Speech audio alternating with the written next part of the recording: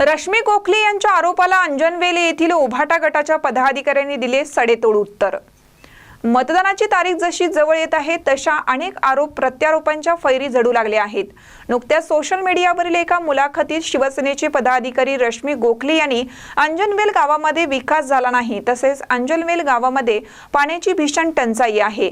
अंजनवेल गावातील आंतरराष्ट्रीय शाळेमध्ये लाईट पाणी व्यवस्था नसल्याचा आरोप केला होता।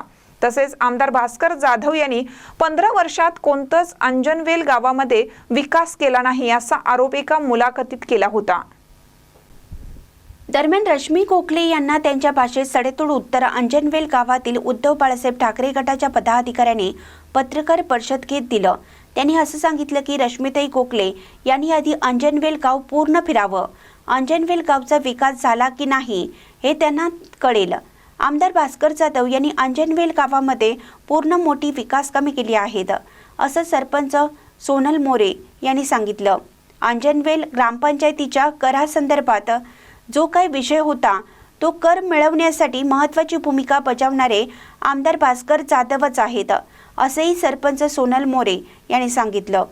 त्यामुळे रश्मी गोखले यांनी याची पूर्ण माहिती घ्यावी आणि आमदारांनी किती विकास कामे केली आहेत हे पाहावे।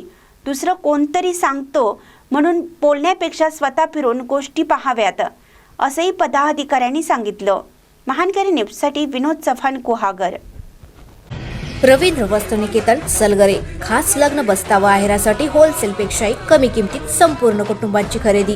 कांजीवरम, बनारसी, जुल्ला, Bangalore silk, Madurai silk, Calcutta cotton full व्हरायटीत उपलब्ध।